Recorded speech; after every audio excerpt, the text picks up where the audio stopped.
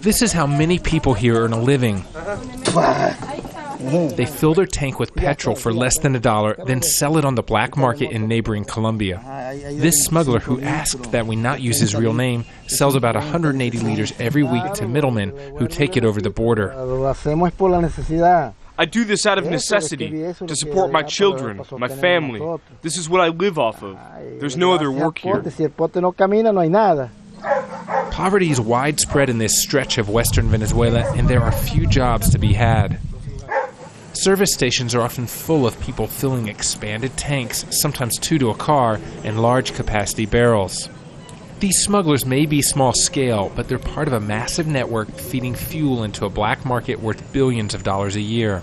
We're here in western Venezuela along the country's Colombian border. Colombia sits just about 50 meters that way, and this area is literally littered with full and empty gasoline tanks. Once it crosses the border, this fuel is 20 times more valuable in Colombia than it is in Venezuela. We filmed this depot undercover, where cars line up day and night to empty their tanks. The highways are patrolled by soldiers who spend the day confiscating small stashes of gasoline. Venezuela set up a legal cooperative here that sells discounted petrol, up to 1 million liters a month, to Colombia. But it doesn't meet the massive appetite for cheap fuel. The backroad smuggling is much greater than what crosses legally through the cooperative. No one will be able to get rid of the black market as long as Venezuela doesn't raise its fuel prices.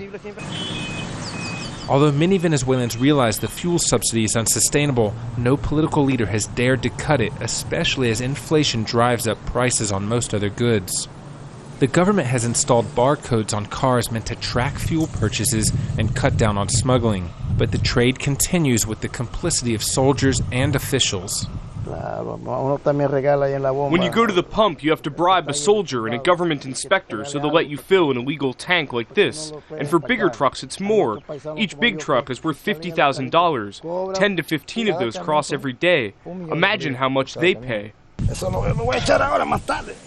A way of life here on the border unlikely to change anytime soon. Raney, PARAGUACHON, on Venezuela's border with Colombia.